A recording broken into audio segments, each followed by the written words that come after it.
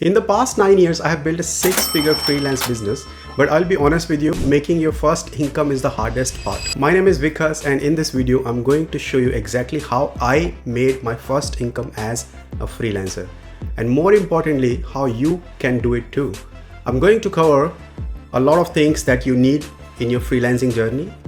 For example, how to choose your niche or service you wish to sell, how to get testimonials even if you are new, and how to find your competitive edge, what mistakes to avoid, and finally how to land your first paying client. When I started, I really wish I had this step-by-step guide that I'm going to share with you right now. So let's dive into this video. Step 1 is choose one service and stick to that service. And this is the biggest mistake many people do. I made that mistake as well, which is trying to offer a lot of services because we think we are jack of all trades and we want to help in different ways, and we try to offer different things to client. But don't make that mistake. Just pick one service and something that you enjoy and that you want to master, that you want to be known as an expert. That could be copywriting, SEO, video editing, web design, social media. Just pick one and focus on solving one type of problem really well. For example, if someone's website is slow and buggy, they need a developer, right? And if they are not ranking on Google, they need an SEO expert. So think of the problems and see what solution you can give, how you can help those businesses. If they can't write content on the website, they need a copywriter. If their YouTube video looks boring or bad, then they might need a video editor or script writer. So decide what you want to do and what kind of problem you want to solve, and then promote that particular skill. Once you've decided what you want to sell as a service, promote that skill in all places. For example, LinkedIn profile, on your website, even on your email signature, and let everyone know this is what you do. This is one thing you do, and let everyone know that one thing. And that helps you build authority and improves your chances to get your first client. So you are known as an expert in that particular field, and that improves your chances to get your first client. Now, next step in this whole journey is you learn something, that skill that I just talked about, and then offer your value and get testimonials. If you're completely new, focus on learning the skill first. And that's what I did with my SEO when I started. I studied like I was preparing for an exam, and it worked. I got my first job. I taught SEO myself at home, and then I gained experience while working for different businesses. Now, once you are confident with one skill, offer your service for maybe free or like very low cost to 2 to 3 businesses in the beginning. Why you should do this? Because you want testimonials. So work for lower fee and then get testimonials.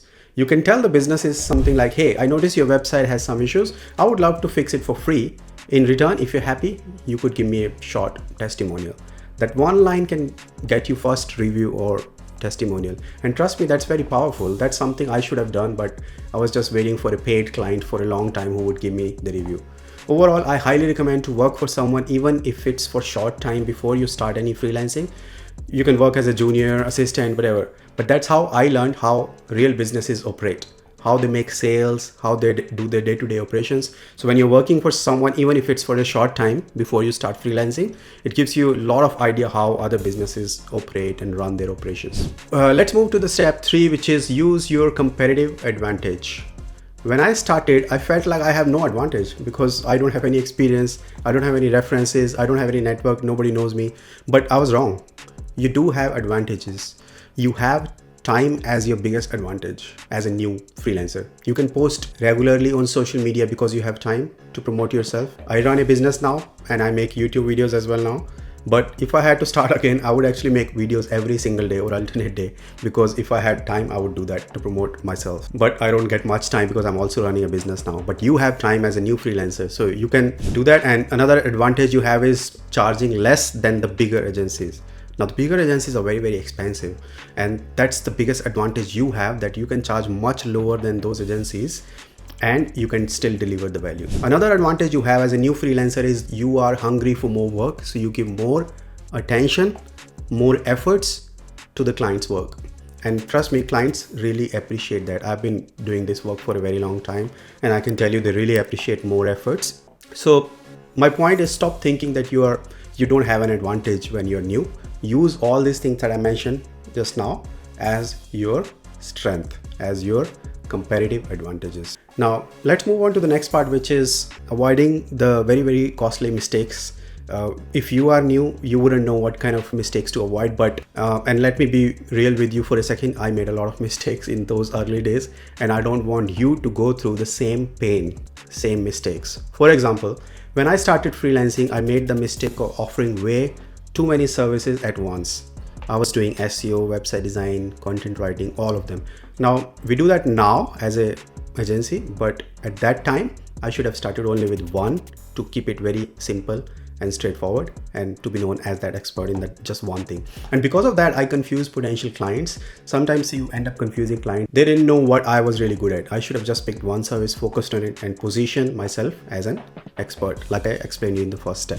That would have made my messaging very clear. If you are just offering one service, that makes your messaging and marketing very clear, and it helps you get client faster. Another mistake I made, and this one costed me a lot of time, was waiting for the paid clients to give me the reviews. So you don't have to wait for the paid clients to give you a review. You can actually do some work, some free work for the clients, and then try to ask for the reviews. I didn't realize I could just offer a small free service upfront for a business and get the work done quickly and ask for a testimonial in return. That would have built trust for me and helped me land paying clients a little bit earlier than when I got, which was a little bit later when I started. So if you're starting out, don't wait, just offer value and ask for feedback straight away, right? And even if you get paid clients, don't be shy to ask for the reviews and testimonials. Another mistake I can think is I also charged less money for my services in the beginning because I thought if I charge higher, they will say no. So that's what I was thinking at that time. I was thinking a lower price would help me get more work. But the real problem was that I was not explaining the value I bring to the table with because when I started freelancing, I already had, I think, seven years of work experience working for different companies. So I should have explained more to the potential clients that the value that I'm going to bring to the table. So clients don't just want cheap work. That's another thing you need to know. They're not always looking for cheap work or trying to save money. They're looking for value. I learned that you have to confidently talk about the benefits you offer, not just the price. So talk about the value and benefits that you can deliver, and don't just talk about the price.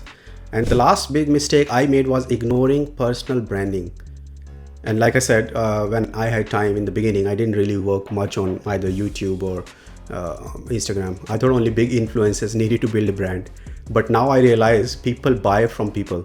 If I had started posting consistently on LinkedIn or Instagram or YouTube, just sharing my process, learnings, small client wins, whatever I was doing, I could share my expertise on videos like this one.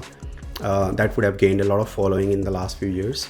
So I would have built trust much faster. It would have been easier to get more clients. So take this from someone who's been through it all. Avoid these mistakes that I have done.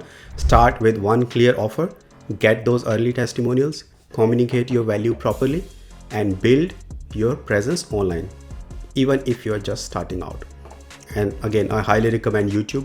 Start a YouTube channel if you're a freelancer. Start making few videos here and there. Build your, branding, and people, like I said, people love to work with people. So if you can do that, you can really build your brand for a long term, which I'm going to explain more in next part. All right. So now let's talk about the most exciting part, which is actually making your first income. So you've done all those things that we just explained, and now we're going into how you're going to make income. Once you've chosen your service, collected at least 1 or 2 testimonials, now the next step is to go out and find your first real client, right? How are you going to find that? And no, you don't need a fancy website or hundreds of followers to do this. So let me go through an example how you can approach this whole situation when you're new. Let's say you are, for example, a video editor. A great place to start is by reaching out to small YouTubers who are already uploading videos regularly but may not have strong editing skills. And these creators are usually too busy to edit everything themselves and would happily outsource it to you if you make their life easier. And the reason I gave you this example is this works for every niche, every category. The problem with most business owners, and I'm a business owner now, so I understand this, that the biggest problem is if they want to grow, they need to allocate the task to different to experts. They have to outsource, and not just because of the skills, not just because they don't know that skill, but also because they want to save the time, so they can put that time in something higher, something bigger, right? So you need to approach the right business. Like I gave you the example. Another example is the copywriter. You can start pitching the solo entrepreneurs, coaches, small business owners who clearly have great products, boring or poorly written websites. So as a content writer or copywriter, you can approach them and tell them, look, I can do your website copy for this much price, and if they don't have time to write it for themselves. And the same thing goes for SEO, which I did, where I targeted local businesses or e-commerce stores. I did work on a lot of online stores as well that didn't rank well in Google. So I would just go on page 2, page 3, right, where businesses were ranking on page 2 and page 3, and I would email them or call them, cold call, that look, I can actually help you get on page 1 because you're very close to page 1, and I can help you with my SEO to push you on the page 1. Same if they were in Google ads, they were running ads, I would tell them I can help you rank in organic results, so you don't have to pay for ads. These kind of things. Try to find where your target audience is and reach out to them. So these are the gold mines. Here's the key, and this is where most freelancers go wrong. Don't just message people saying, hey, I'm available for work, or let me know if you need help. Don't just say that, right? That doesn't work, because there's a lot of spam going on, a lot of marketing, a lot of sales calls people receive, especially in Australia, US, these countries. We get calls from India, all these countries, and a lot of emails, spam emails. So try to deliver the value first. Take a different approach, find a real problem, and offer a quick solution with no pressure. You can say something like, hey, I notice your website takes a long time to load on the mobile, and that can hurt your SEO rankings, and I actually help businesses fix that. If you're open to it, I can do a quick free audit and send you a few suggestions, no pressure. So you can approach the client like that. Okay, so you can pause the video and repeat this email that I just said. So if you want to write it down. So as you can see, you're giving a value upfront. You're giving the value first and then asking for money. You're showing that you care for them. You're not just selling. People don't like to be sold. So don't make a sale. Don't be desperate. Try to give value first, talk to them and ask them if it's possible to help them. Ask them questions and figure out if you can help them. If you can deliver the value, then they will appreciate that. That's how you build the trust, and that's how you start a conversation. And that's exactly how I landed my first few clients. So be helpful, not desperate. Show them that you understand their problems, and making your first income becomes a lot easier, because when you're new, you're very desperate to get clients.